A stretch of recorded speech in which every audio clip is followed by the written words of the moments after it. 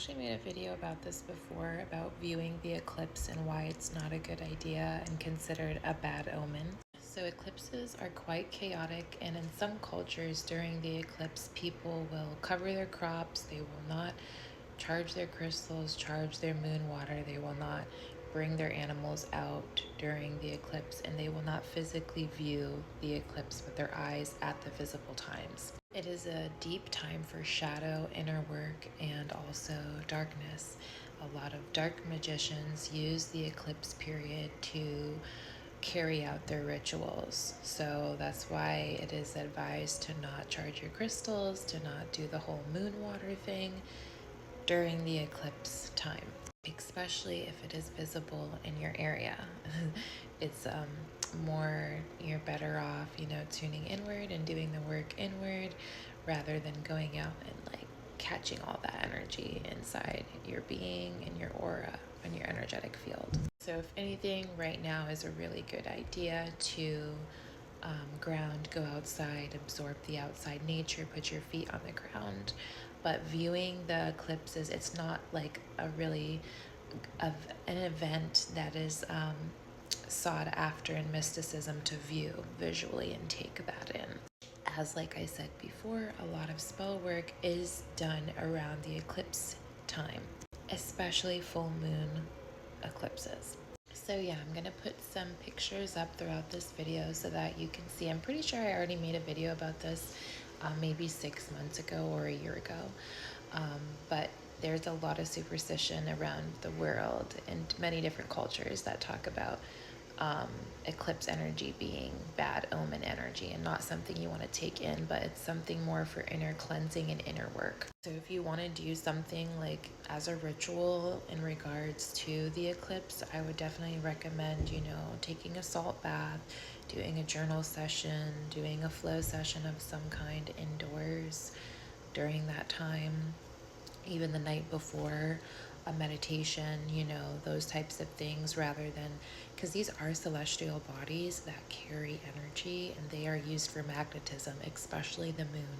The moon and the sun, I would say, are two of the two luminaries that we have in our sky are the most magnetic, especially the moon, as it changes like every 1.5, 2.5 days. So just remember that eclipses are nothing we want to absorb, take in. It's not something we want to visualize and feed into that madness energy, because as I said, it's a lot of misfortune, a lot of bad omen energy for taking it in and viewing it when it's kind of a form of siphoning your energy out, or especially with innocence, children, I think pregnant women, there's some superstitions about that as well. Anything that is vulnerable, the womb, especially if you're bleeding right now, this is not a time to be, allowing that energy to be siphoning off of you.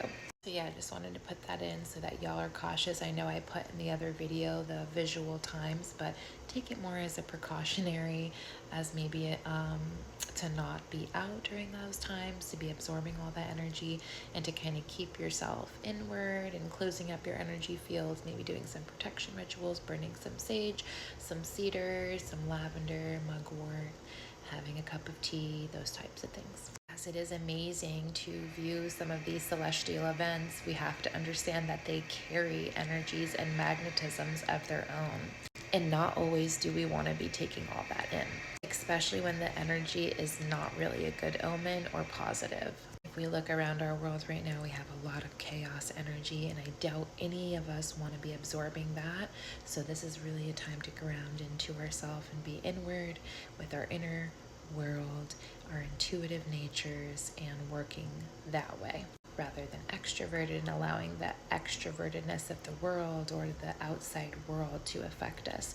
It's really a time to hone in into our center and ground in, kind of get in that hermit mode, Virgo, isolation period for self-preservation and for self-nurturing, and to be more self-aware and to cultivate more self-awareness and to be able to look within more.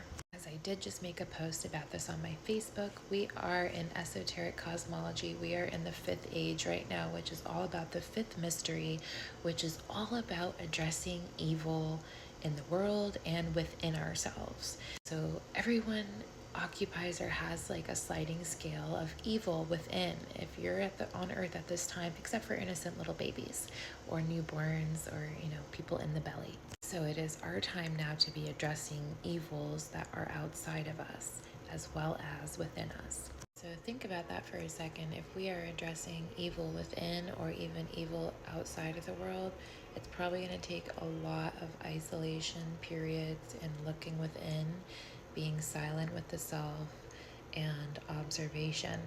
The more self-actualized we become, the more shadow work that we do, the more self-aware we become, the more we are able to address the evils outside of us as well as the evil in the world and the evils within. And that allows a purging element to happen. So if we want to purge evil off of this world, we really have to come to terms with any inner wars that we may have within, and bring in the needed alchemy for that to transcend out of us and transcend away from that. And that takes time because it's going to be on an individual basis for every single person. No one is exempt from this. Every single person has work to do here that is regarding the shadow, that is regarding evil. If you're incarnated at this time on this earth, you're not exempt from that unless you're a little newborn baby.